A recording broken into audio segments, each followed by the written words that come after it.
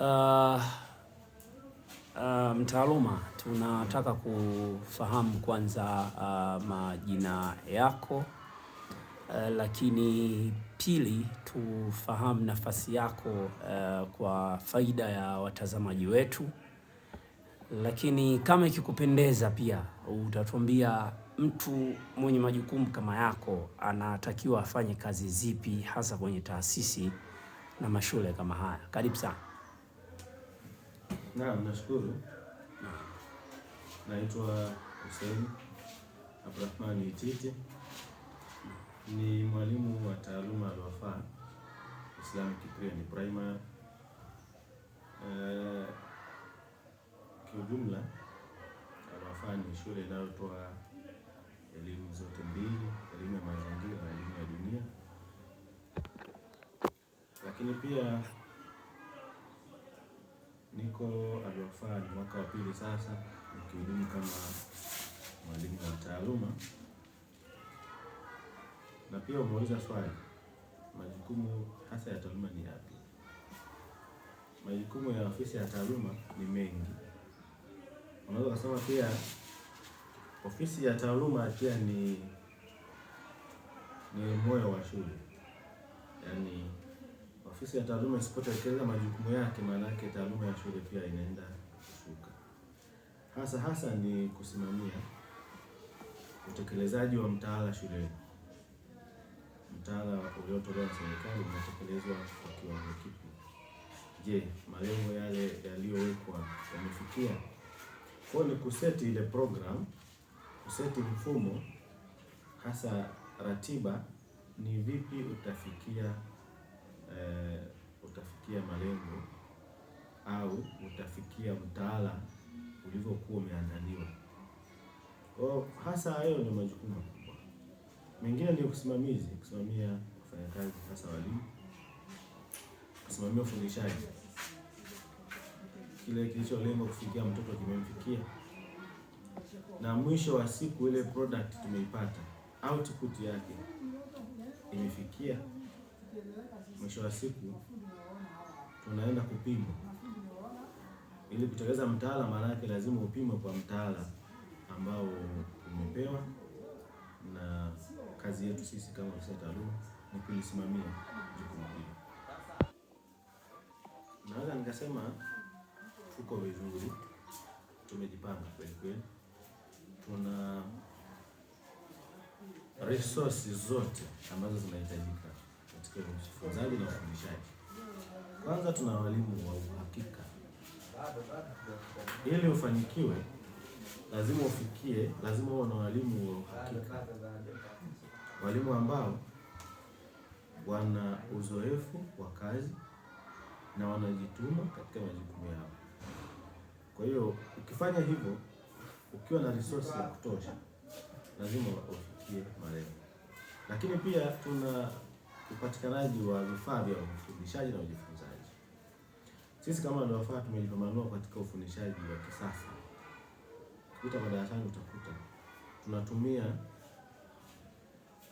nyenzo za kisasa, tunatumia projector. Kwa hiyo tukitumia hilo tunasema ni ufundishaji wa kisasa.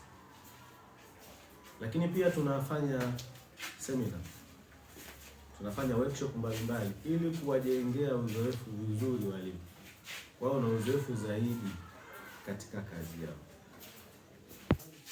Mimi naweza kusema ninarudi pale pale, commitment ya wafanyakazi, commitment ya walimu na uzoefu mkubwa wa walimu tulionao. Lakini pia nishakujibu kwamba tunafanya workshop, seminar mbalimbali.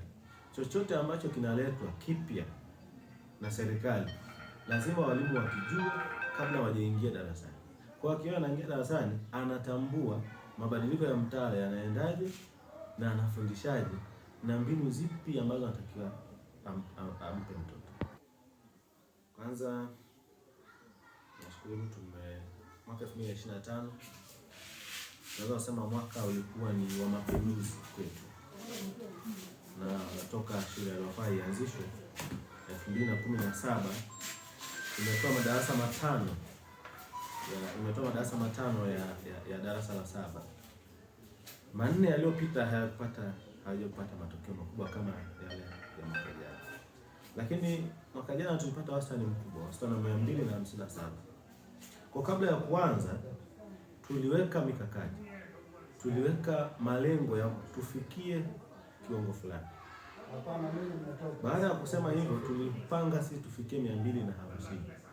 Lakini kwa jitihada na mbinu mbalimbali ambazo tumezitumia tulipata 257. Lakini pia katika matokeo yoyote, katika namna yoyote ile ya kupata matokeo, kitu kikubwa ambacho kinahitajika, nilisema mwanzo, commitment ya walimu, commitment ya mwajiri. Mwajiri ametoa support ya 100%. Chochote kile ambacho walimu walikihitaji aliwapatia. Chochote kile ambacho wanafunzi walikihitaji tuliwapatia. Tuliandaa ratiba maalum kwa ajili ya darasa la 7. Lengo lilikuwa ni kufanya utekelezaji au kufikia ile mtaala ule ufanikiwe, na mwisho wa siku kila ambacho naenda kupimwa tukifikia. Alhamdulillah, tunashukuru tulipata matokeo makubwa na lengo letu ambalo tuliweka lilitimia. Lakini pia mwaka huu tumeweka malengo. Tumeweka malengo ya kupata maintain pale kupanda juu mpaka tupate 260. Asante. Nikizungumzia mchakato wa ufundishaji, shule binafsi ni tofauti na shule za umma. Uangalizi wa mtoto wa shule ya binafsi ni tofauti na uangalizi wa mtoto katika shule ya umma. Kwa hiyo katika mchakato wa ufundishaji, mtaala mpya unahitaji watoto wasome kwa vitendo. Sisi kama Al-Wafa ni lazima tutekeleze mkakati, tutekeleze mtaala kwa vitendo. Tumefanya hatua. Lengo ni kufanya yale watoto ambao wamejifunza darasani wakayaone. Sawa? Tumefanya hatua mwezi wa 7 na tumefanya hatua mwezi wa 9 kwa madarasa tofauti. Tumefanya hatua Kondoa. Lengo ni kwenda kuona ile michoro ya miambani ambayo tuliambiwa wamejifunza darasani. Sasa wakaiona kwa vitendo. Wameenda kule, wameona kwa vitendo. Tulifanya hatua Dodoma. Tukaona namna usafirishaji unavyofanyika wa SGR. Watoto wameenda wamejifunza ni namna gani treni ya umeme inafanya kazi. Na haya ni mabadiliko ya kimtaala, wasome kwa vitendo. Na kama unavyojua serikali imewekeza pesa nyingi kwenye usafirishaji wa SGR. Kwa hiyo lengo ni kwamba watoto wajifunze kwa vitendo. Lakini pia tumefanya hatua Serengeti National Park. Watu wameona vivutio mbalimbali. Wameona wanyama wale ambao wanajifunza, wanaona kwenye vitabu, wanaona kwenye TV. Sasa kule walienda kuona kwa macho yao, huyu ni simba, na walifurahi kweli. Baada ya pale tulienda makumbusho ya Mwalimu Nyerere. Wamepata ile historia kamili ya Mwalimu Nyerere. Kutoka sehemu husika, sehemu alipozaliwa, sehemu alipoishi, makazi yake, na mpaka mahali ambapo amezikwa baba wa taifa. Wameona kwa vitendo. Kwa hiyo lengo ni kukamilisha au lengo ni kufikia malengo ya mtaala kama serikali ilivyoagiza. Mimi naweza nikasema wazazi wote Tanzania tunakaribisha Al-Wafa. Al-Wafa ni sehemu sahihi kwa kumpeleka mtoto. Na kwa nini nasema ni sahihi? Mtoto anapata elimu ya kumjua Mola wake na kujua ni namna gani anaishi maisha haya duniani. Yaani maisha baada ya kifo ni anayapata hapa Al-Wafa. Ataishi maisha gani? Nitofauti na sehemu nyingine akienda, siwezi kusema kwamba walioko kule hawapati elimu, lakini hapo unaipata kwa muda ule ule. Mtakwenda mtoto anasoma shule zingine au mfano shule ya umma, akienda pale atasoma masomo haya ya serikali tu. Baada ya hapo atatoka na muda sasa hivi uko limited, hatapata muda wa kwenda madrasa. Lakini hapa madrasa iko muda wote, ndani ya vipindi tunasoma hadithi, tunazijua Qur'an, na vipindi vya kuhifadhisha Qur'an, watu wanahifadhi Qur'an. Na ambao nahisi naweza nikawaambia wazazi, sehemu yoyote, mahali popote pale, unaweza ukafanikiwa kila kitu, lakini usifanikiwe malezi ya mtoto. Ukifanikiwa malezi ya mtoto, hakika umefanikiwa. Kwa nini nasema hivi? Unaweza ukapata cheo, unaweza ukapata pesa, lakini mtoto akawa hana malezi, hana maadili. Tukizungumzia maadili, watoto, mtu amefanikiwa mali, lakini kwenye maadili ya mtoto hajafanikiwa. Hebu walete watoto waliofaa wapate maadili, ili wazazi wafanikiwe kwenye maadili. Mfano, kuna mtu mmoja ameshawahi kushuhudia,